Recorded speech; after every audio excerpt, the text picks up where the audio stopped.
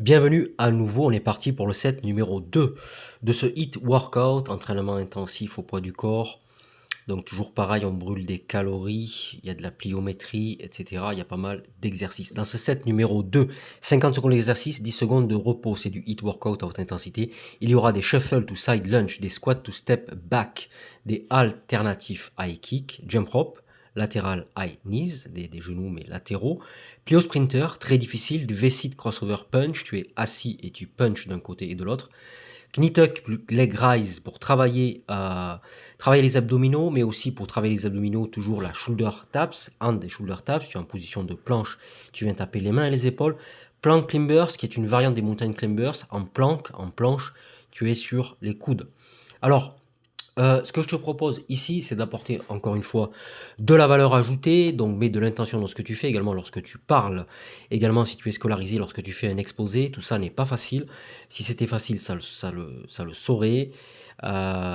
Personne n'a dit que ce serait facile, tout ça va être très très très difficile également, comme se faire connaître sur les réseaux.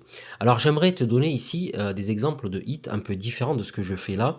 J'ai trouvé ça grâce au monde numérique, des exemples de hits sur tapis de course. Sur tapis de course, tu peux faire du HIIT. Ça sera beaucoup plus efficace que de courir comme un imbécile. Comme ça sert à rien. Tu perdras ni des calories, tu vas ni modifier ta silhouette, etc. Ça ne sert à rien de faire les choses en dilettante. Si tu fais du fitness ou autre chose, ou des mathématiques ou notre domaine, il faut le faire à fond. Alors, un HIIT sur tapis de course, comment ça se passe? 30 secondes de sprint, 30 secondes de récupération en marchant, et tu répètes pendant 10 à 15 minutes. Je répète, tu peux faire 30 secondes de sprint, 30 secondes de récupération en marchant. Donc tu peux faire un format de 40 secondes de course, 20 secondes de marche. 40 secondes de course, 20 secondes de marche. Bon. Tu peux faire du HIIT au poids du corps en mode Tabata. Alors en mode Tabata, le HIIT au poids du corps va être le suivant. 20 secondes de pompe, 10 secondes de repos. 20 secondes de squat, 10 secondes de repos. 20 secondes de jumping jack, 10 secondes de repos. 20 secondes de mountain climber, 10 secondes de repos. Tu répètes ce cycle 4 à 8 fois. Tu peux faire du HIIT avec kettlebell ou avec du vélo elliptique. Alors le HIIT avec kettlebell, ce qu'on fera ce soir, mais je pense plutôt qu'on fera du HIIT avec dumbbell ce soir.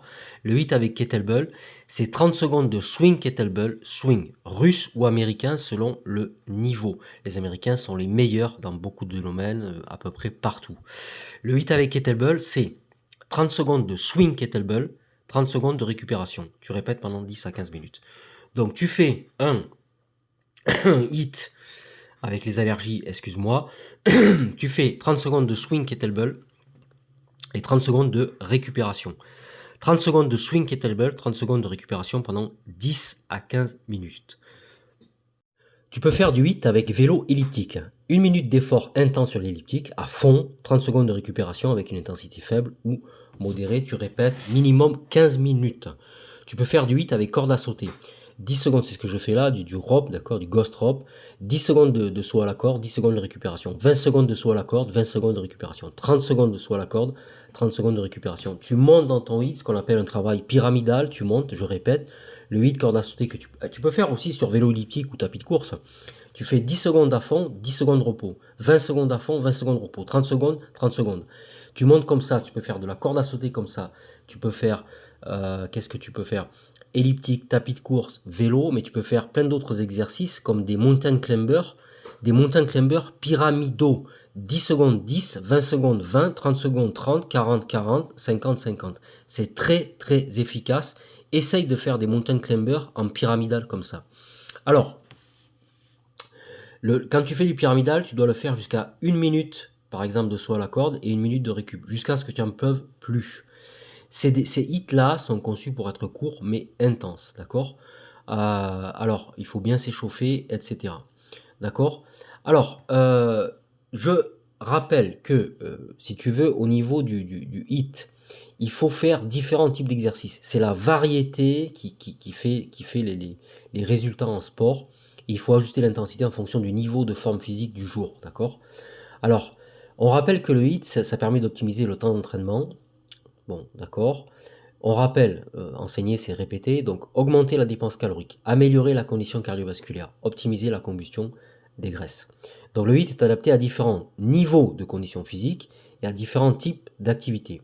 Je viens de le dire, course à pied, vélo, corde à sauter ou des exercices au poids du corps comme les mountain climbers et tout ce que je fais là, devant toi. Alors, ce que permet le HIIT, c'est la variété d'exercices, les formats d'entraînement qui peuvent être démultipliés comme ça à l'infini.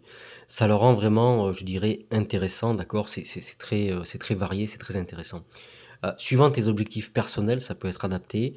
Je rappelle que une des conséquences du HIIT, des intérêts, des avantages, c'est l'amélioration de la condition physique générale, la perte de poids et l'augmentation de la performance athlétique. Alors, on va mettre un bémol, on va donner les désavantages de l'entraînement HIIT. Il faut faire attention pour les personnes atteintes d'hypertension artérielle, les personnes avec des hernies, les personnes qui ont des problèmes de respiration, ça peut être le cas momentanément d'allergie, je crois que c'est le cas en ce moment, les personnes ayant peu d'activité physique. Il faut consulter un médecin, d'accord? C'est un entraînement qui peut être addictif en raison de résultats et de ses résultats et de la vitesse. Il faut pas en abuser, c'est très intense. 2 hits par semaine, c'est déjà beaucoup. Tu pourrais endommager ton tissu musculaire sans lui laisser le temps de se reconstruire pendant les périodes de récupération. Alors, on va résumer. L'entraînement HIIT, ça améliore la santé, ça accélère le métabolisme, ça augmente, on l'a déjà dit plusieurs fois, le VO2, l'oxygénation cardiovasculaire. C'est très polyvalent, ça peut s'adapter à n'importe qui, même une personne en surpoids. Ça peut se faire n'importe où, sans équipement, et c'est vraiment adapté aux nouvelles technologies. Bon, ça va t'aider à perdre du poids, à être en forme, bien que la perte de poids, c'est quelque chose de très, très compliqué, de très, très compliqué. Il y a une maxime dans le monde du fitness, on dit que le HIIT te rend plus jeune. Le HIIT, c'est un défi, c'est un défi. Je rappelle qu'il faut impérativement, vraiment, le faire, faire le fitness, le faire aller beaucoup plus en profondeur, comme le dit David Goggins: «Deeper, further», c'est-à-dire aller beaucoup plus loin. Alors on peut découvrir en explorant le monde numérique qu'il y a 2 types il y a une subtilité, on nous parle de HIIT et de steady state cardio. Alors, le steady state cardio, on va donner l'exemple de 2 personnes, Jean et Philippe. Alors, Jean, lui, il fait une séance d'entraînement classique. Il maintient un rythme constant sans augmenter ou ralentir sa vitesse.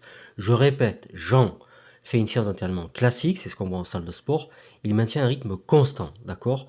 Donc, il fait 30 à 60 minutes comme ça, rythme constant.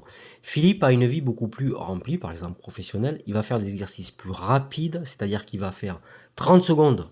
Il peut faire du pyramidal, 10, 10, 10 à fond, 10 repos, 20 à fond, 20 repos, 30 secondes à fond, 30 secondes de repos, on l'a déjà parlé, 40 secondes à fond, 40 secondes de repos, c'est du HIIT. Il alterne constamment un rythme intense avec un rythme plus lent. C'est explosif, c'est du HIIT, et bien les résultats dans le cas de Philippe seront beaucoup plus probants, seront beaucoup plus intéressants. Alors là, tu vois, je fais quoi? Je fais du shoulder tap. Et bien ce shoulder tap, on va réviser ensemble, ça va être la conclusion de cette vidéo, c'est ce que je t'invite à faire. Je fais du shoulder tap, je suis au poids du corps, mais fais-le, s'il te plaît, sous forme de HIIT, d'accord? C'est-à-dire, tu fais du shoulder tap, tu accélères, tu ralentis, tu accélères, tu ralentis. Tu peux le faire avec du V-crosser, avec des plio sprinters, avec tu accélères, tu ralentis. C'est ça, vraiment, même au sein des 50 secondes, tu peux à la fois accélérer et ralentir. Ça va donner des résultats extrêmement spectaculaires. Je te remercie beaucoup, je te souhaite une bonne journée.